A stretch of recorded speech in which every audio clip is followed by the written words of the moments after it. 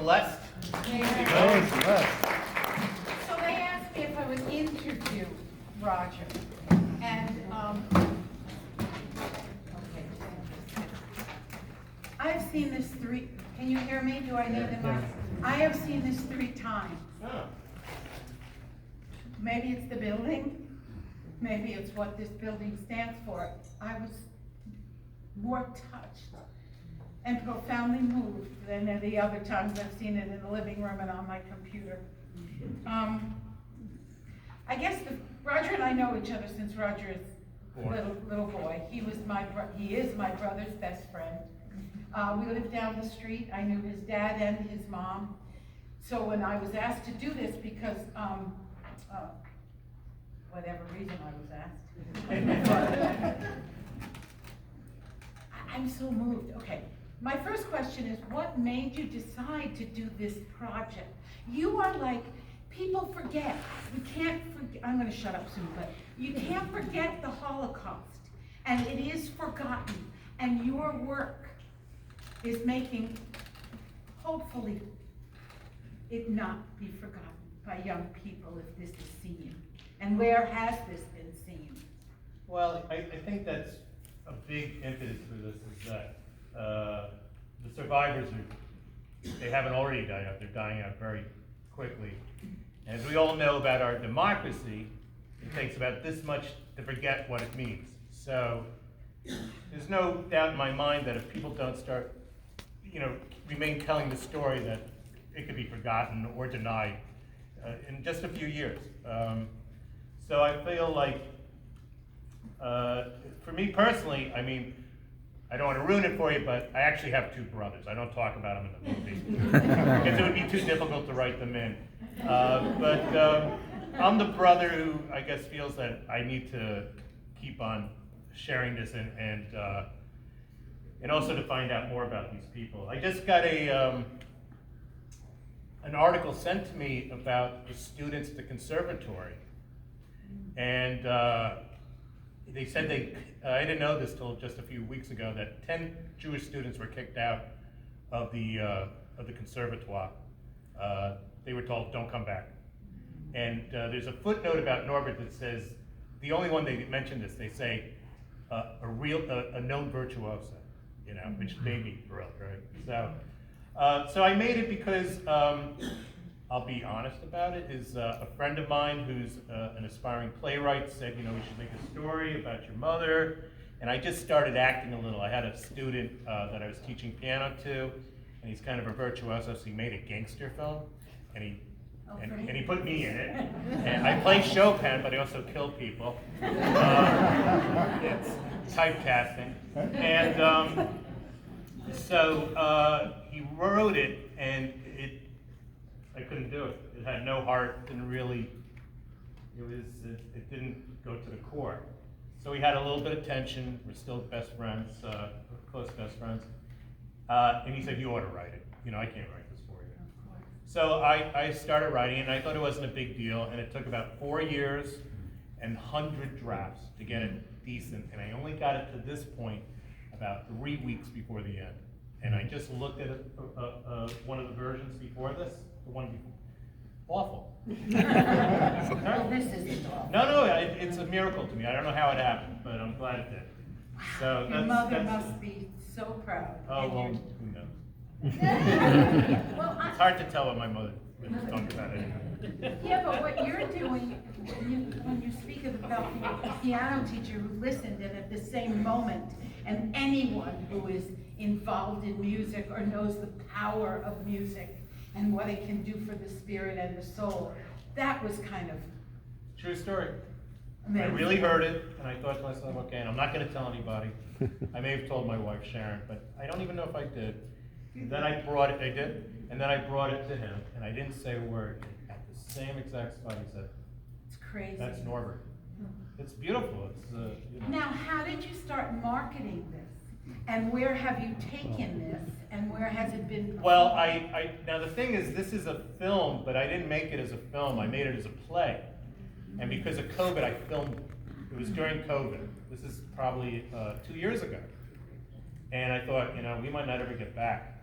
So I'm gonna film it, and I asked that kid who made the film of me, and his dad, who's a horror filmmaker, he's a cult filmmaker, he just had a retrospective at MoMA, to do it. And they're like, Raj, we can do it. Just hire one DP, director of photography.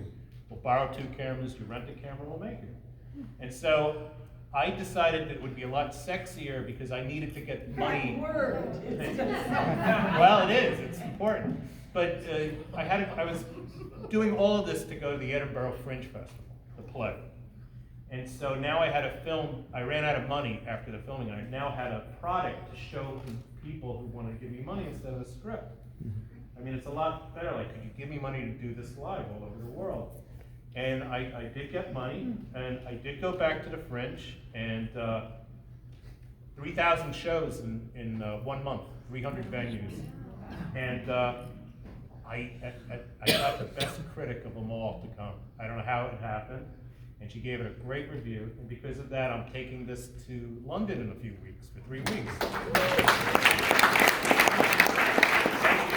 the film, I just thought, oh, you know, this isn't bad. Maybe I should put it in a film festival. So I started calling up people, and then I got a distributor, a guy in California whose expertise is in, you know him, Neil. He's in Jewish film and Israeli film, and now he shops it all over the place for me, so I don't have to worry about that. So he's doing the. Yeah, last week I was in North Carolina. A couple weeks before that, I was up in New Hampshire, and then I've been in Rehoboth Beach in Delaware, and here in good old Nyack, West Nyack, Yeah. and other places. So it's being seen, and you're working. Yeah, in both ways. And I'm also, this is the great part for me, is in next year I'm taking it to Brussels. The other thing that you say, which isn't sexy, and then it became a little sexy, is that you teach. And that is the definitive way to spread the word, whether it's of music, of spirit, of soul, and of your history. You have such an amazing sense of humor. You've always made us laugh. And I'm sure when you teach. Oh yes, I don't hold back. I say things that should have gotten me fired. The kids love it, being wise-ass New Yorker. You know, I think that, I guess you can't take this out. I'm Oh, sure question. that people have questions. If you do, you don't need a mic, do you? Does anyone have a question for Roger? No, after seeing that amazing piece of work, I know you're gonna go home and go, I wonder if he, nobody has that. How much did your wife help you? She was The question was from a woman I've never seen before. How much did your wife help you? It's actually my wife asked that.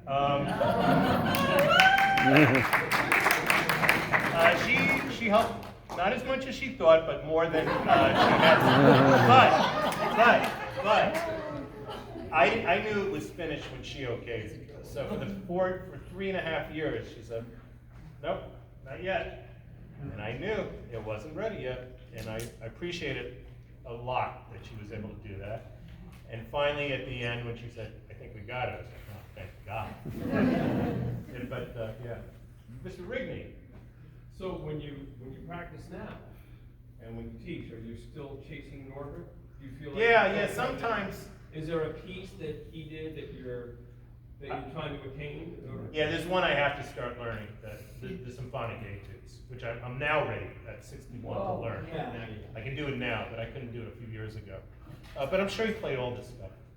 I mean, I found articles of his chamber work on radio and in concert, and he's got an incredible repertoire. He's playing Beethoven, he's playing, Saint-Saëns, it's just everything. But Chopin is, and his symphonic etudes, he won his, at 15 he played it like an adult. It's so hard. But when I play, it's not really a conversation, but sometimes I will get almost like out of nowhere, my fingers will go somewhere. Or I know that I should try something completely different. Or I know that I'm doing something wrong. And I feel it. And it's not all the time, because I play a lot, and most of the time that doesn't happen, but I do sense when it's something like that, you know? And when I recorded the CD, it was a great experience because I wasn't as accomplished as I am now, but I got through it pretty well, and I think he helped me with a lot of it. It was great. I had a good time, and I would try different takes every time. I never played the same twice, any take, you know. And I think that's how he would have played it. I know that's the way Chopin played it. Every performance is totally different. Different, that's the beauty of live. You never try to play anything, then it's gonna die on you. You know, it's not gonna. Who did you say, we both went to Manhattan School of Music. I said with Fishbein, do you remember that guy? Yes. Another coincidence, there's a million coincidences with this story, but another one was I was teaching a woman in her 40s who turned out to be the daughter of a billionaire. Oh, this is a great. And because of these people, I just got a huge grant to go all over the world. I mean, it's just a coincidence that somebody hooked me up with them, you know? And I was going to talk about another coincidence, but I'm not sure about. But, okay. But it goes on and on. I asked you what made you do this. Why are you doing Oh, I mean, well, there's a. it? No, let's go to the heartfelt. You don't want me to go to I don't want you to the go to flippant the one, cheap. which is, I want to. Well, first of all, honestly, I like traveling a lot. And the idea of performing this all over Europe, and I have EU citizenship, but believe it or not, Germany. This is recent. And I always say that the two people who would hate this are Hitler and my mother. You know? But I've always wanted to live in Berlin. And so I worked on it and I got it, which I didn't deserve, but it's a long story. But the important thing is, quite frankly, the reason I was able to make this is because I felt I had to find these people. That my life was kind of, I didn't always feel this way, but at one point, it started with Norbert. I had to get to know Norbert. You know, I really had to feel like I knew him as a young man. And through that, I got to know my grandparents, you know? And now I really feel like I know them. When I was growing up, they were just, just these things, So now telling their story, I feel like I actually keep them alive. Or they were murdered, but they're not forgotten. So, that's a one-up on the Oh, situation. see, You know? I knew you'd have questions. Please stand and speak loudly. How was it that the photographs, metronome, and medal were preserved? Good question. Now, in the play, I talk about how my mother brought a big box over to her girlfriend's house. Now, it never ceases to amaze me about my mother, and there's a lot of things that never cease to amaze me about my mother. But she's a 15-year-old girl who takes it upon herself to, before they go into hiding, to go through all the family effects, and she curates. She takes just regular photos that we probably wouldn't even think are that important, and she takes, which aren't in the film, the candlesticks that are supposed to be hers one day, that she wants to inherit, right? And she gets her brother's medal and his metronome and his tefillin, which Ricky lost, but that's another story. But and brings it to this woman's house, girl's house, and says, "Keep it for me if I'm alive." So I have this whole cache, which most people don't have, because they're arrested and that's it. So I have all this stuff here, and I look at it, I have these memories, and she even had the drawings, and this is a 15-year-old curate. I mean, it's like a museum, of her family's life. This is the ketubah, the wedding certificate. It's amazing what she picked. It's very mature. And then she was crafty too, I think. she's pretty smart. She got arrested once with her brother and her brother's best friend. They were trying to bicycle into Switzerland, and they got caught, and they put them into prison, and she said, "I need an interpreter to the Germans," but she could speak German perfectly. She wanted the extra time to come up with answers. So she's probably 16 at this point. And the flirting. Yeah, she's, you know, she would say to me, it's luck, but it's also being quick, you know? And Roger, growing up, was every day a reminder? Did she remind you every day? Oh, when no, you- no, no, no, no, no, she wouldn't do that, but, you know, there's things that aren't said that, you know, enter you, and I guess of the three boys, I was the one who kind of maybe internalized it the most, because I felt the most guilty about, you know, having a good time in a way, you know? I mean, I still do it, I have to work on it, even though I look like Mr. Joie de Vivre, but, you know, you have to remind myself that I'm allowed to be here too, you know? Because also my father, you know, I mean, that's also a trauma. Why did he die and I'm around? You know, why did my grandparents die and I'm around? You know, it's a heavy thing. So I was always a little afraid of your mom. She was always so well put together and spoke with her accent, and she was a little intimidating. Yeah, well, and she was cultured. She was cultured. She was one of the most cultured women I ever knew. She read. Besides your wife. Yes, she's very cultured too. But my mother read in two languages, French and English. She never finished high school. She was in Haydn. But she, at 60 years old, she got her degree from Dominican, and then went to Fordham Masters at 60-something. But she was a great writer. She was very bright. Yeah, and my mom and your mom were friends for many, That's right. many years. That's right. Yeah. I saw someone else. With the exposure of this film in so many communities, I'm going to assume that other musicians who lost parents or grandparents that were musicians have probably contacted you with similar stories. Is there any connection to other musicians? Well, it's funny you mentioned that. I just wrote an article for a website called Holocaust in Music. It's out of London, the ORC organization, the Jewish organization. And they have, their whole organization is about composers, musicians who died in the Holocaust or escaped the Holocaust. I haven't spoken to many musicians that this has happened to. But whenever I go, I mean, I was in Jersey near Lakehurst for a showing, and there were a few survivors in the audience. Really? Yeah, that was intense. That was amazing. You know, Liza Gold. Oh, Janice first. Then Roger, Liza. when I met you, you had just won a magnificent piano in a contest. Could you just tell us a little bit Well, about that's that? another coincidence. See, you didn't need me. I knew they had all the Now, it's another coincidence is I won a $60,000 piano the week I got married, and the marriage is much more important than the piano, but you're welcome. And Now you live another day. but it was 400 New York pianists were invited to compare a Steinway with a Mason Hamlin, and you had to guess how others would rate it, and whoever came closest would win a piano. And I needed a piano. I did not have a good piano. It was that beat up old baby grand, and I couldn't get better if I didn't have a piano like. And I won it.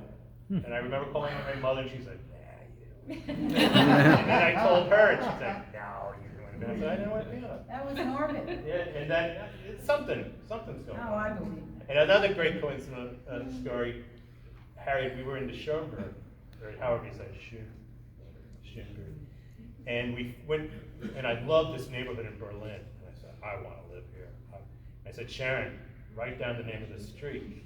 And then when we got home, we looked it up, and that's where my mother grew up. It's never, I don't know, I'm not like really a cosmic kind of guy, so I don't like to think that, but it's crazy how these things keep happening over. You're supposed to do this. Woman calls up and flu, And another great coincidence is when I went to the Kazan-Dosen for the first time, they said, we just realized we're making a film about your grandfather. We had no idea. We're making 26 films for 26,000 Jews that were deported, and we were working on the Stern family. And so you came in today. We had no idea what happened to your mother. We knew she survived, but she's not in the papers. So, Yeah, so that's also the ID cards that you saw. Those are usually not saved. That's also a amazing fact that they have what was in their pockets. That's not usual. So I got to handle them. Oh, Liza, and then everybody else. Yeah, no, I was just thinking about, so I knew Roger when we grew up together, same class in elementary school, and another Jewish family in Blauvelt. I remember Roger's One of the few. mom and his dad very well, the Blauvelt Pharmacy, and you described them very much how I remember them. It's really quite remarkable. I'm just thinking about what it would have been like for you as a kid, practicing the piano on Greenbush Road in Blauvelt with kind of Norbert always, I don't know, was he always in the, I mean, yeah. Yeah, well, Tell me Alan, about my that. oldest brother, was supposed to be the pianist. I was never supposed to be the pianist, and once again, I'm gonna diss my middle brother. He was never a good musician at anything. But Alan was supposed to be the musician, and he was very, very good. He played Rhapsody in Blue with the Tappan Zee Orchestra, and he played a lot of difficult Chopin, but he only liked to play fast and loud. You know, he wasn't really an emotional guy. You know, he was complete opposite of what I like to do. Yeah, your touch. Yeah, all I is want so to do is play great. softly. So he was supposed to be the one, and then my mother gets a phone call from Binghamton, like, I'm going to be a musician. I'm going to stay in school for 3 more years and be a pianist. What did And she think of that? she was incredibly good about it. I can't understand why. She was a very nice mother. She didn't want you home. Mike Magnone, true answer. Didn't want me home.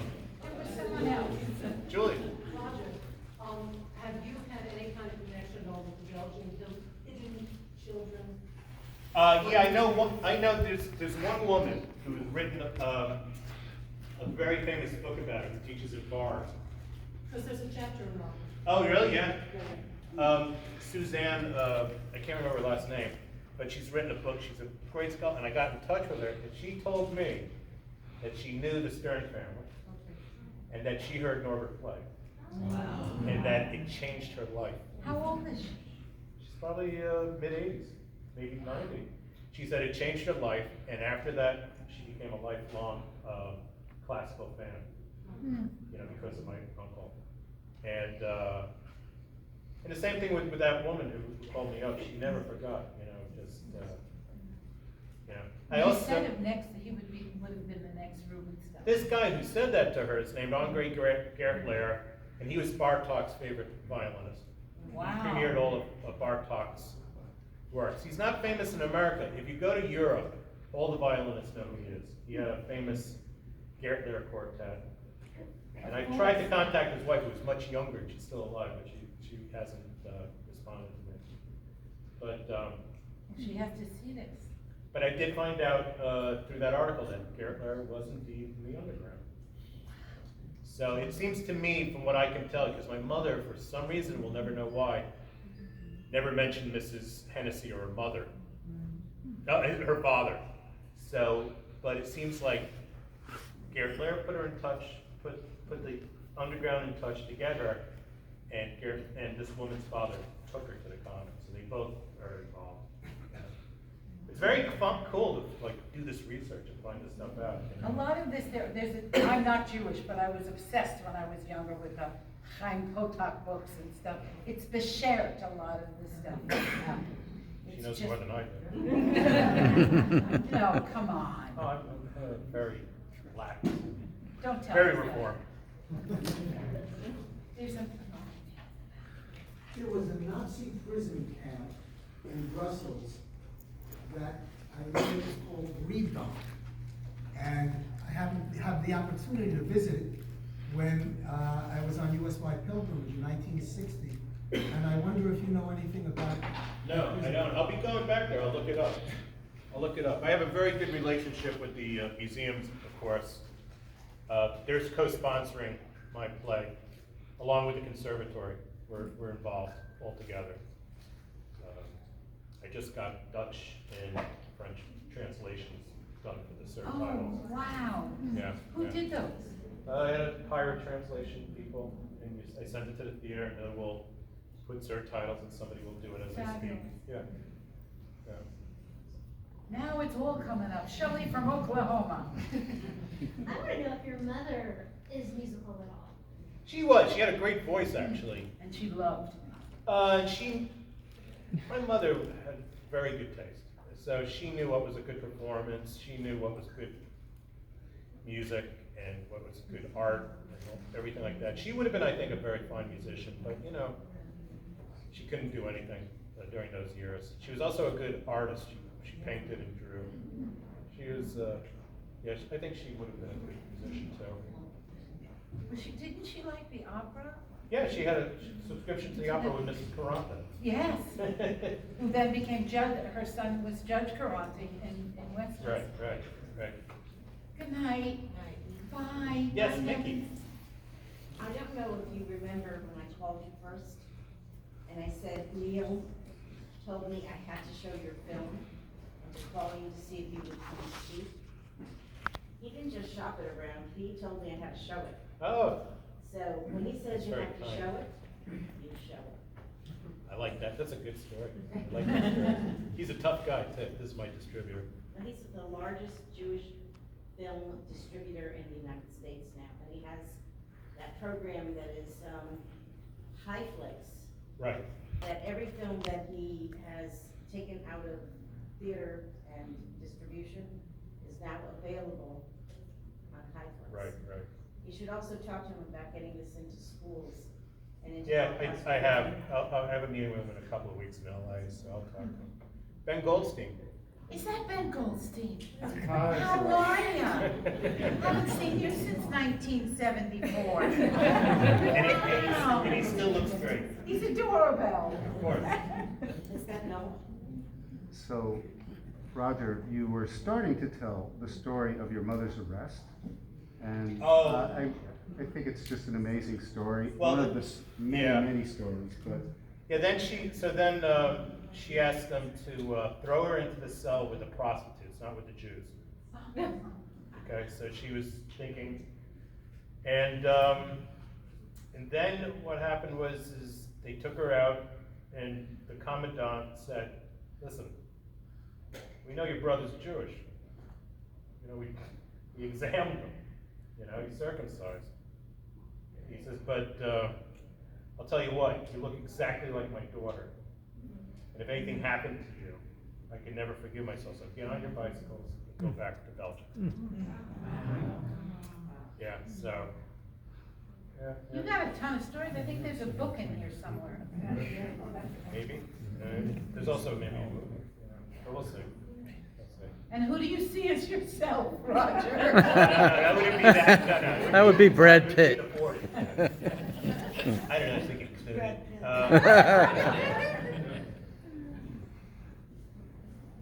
Yeah. You said your wife helped you a lot. Can we meet her? Sharon, somebody wants to meet you.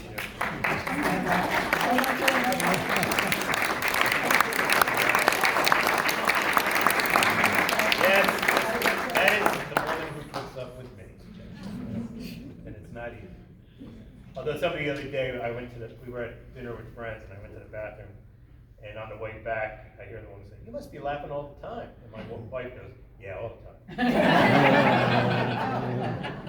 That's great. My name is Rochelle. Sorry, it seems like everybody here knows you, Yeah. so I don't, so never mind, maybe I should probably say my name.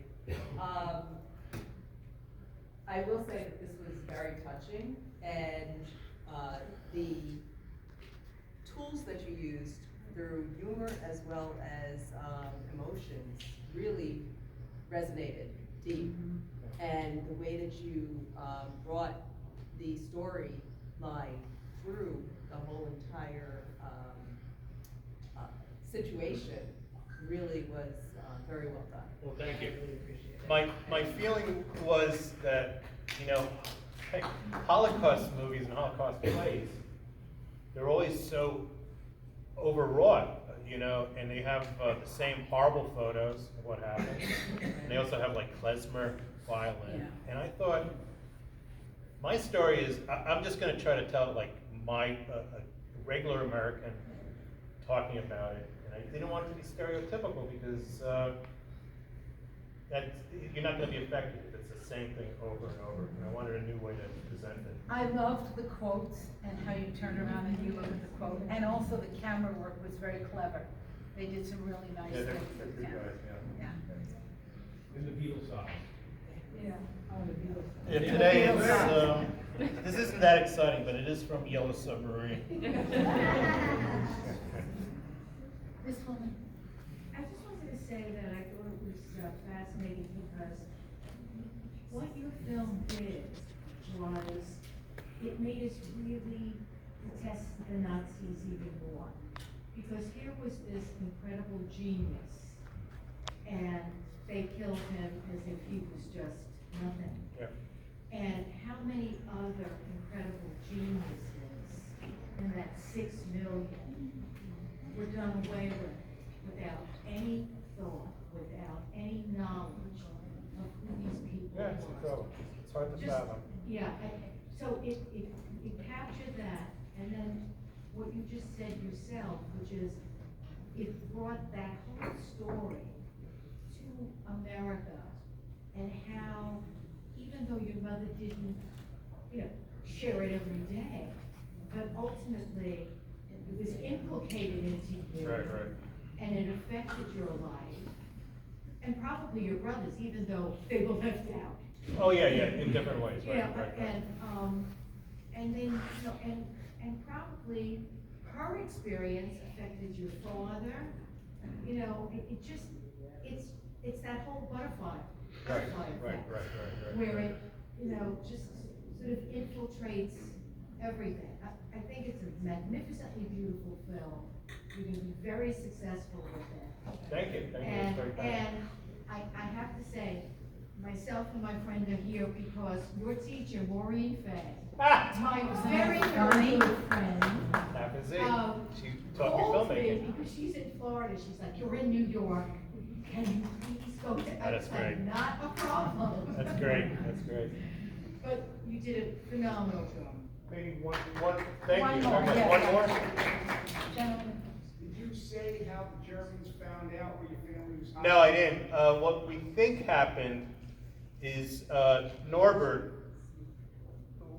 unwisely, would actually leave the attic to hear concerts with his fake ID, thinking that he was safe.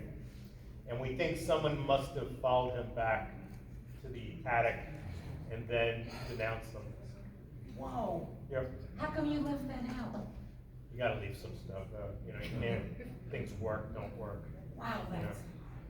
Anyway, I don't see the woman who was here to welcome you all, so I am going to say, ladies and gentlemen, Roger Pell.